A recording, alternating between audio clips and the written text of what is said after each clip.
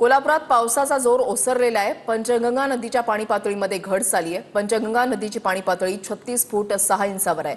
राधानगरी धरणाच्या पाणी साठ्यामधील वाढ ही कायम आहे। कोल्हापूर शहरासह जिल्ह्याच्या ग्रामीण भागामध्ये पावसानं काहीशी विश्रांती घेतलेली आहे, तर जिल्ह्याच्या धरण क्षेत्रात देखील पावसाचा जोर कमी झालेला आहे। त्यामुळे पंचगंगा नदीसह अन्य नद्यांच्या पाणी पातळीमध्ये आता हळूहळू घट होताना बघायला मिळते। पंचगंगा नदीची पाणी पातळी सध्या 31 फूट 6 इंचांवर आहे आणि असं असलं तरी अजूनही 46 बंधारे जे आहेत ते पाण्याखाली असल्याचं बघायला मिळते।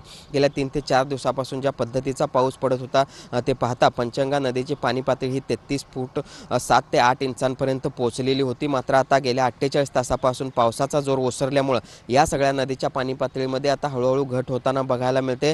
असं असलं तरी अजूनही पंचगंगा नदीचं पाणी हे पात्राबाहेर असल्याचं आपल्याला बघायला मिळते। मात्र गेल्या 48 तासापासून पावसानं काहीशी विश्रांती शहर परिसरामध्ये घेतलेली आहे।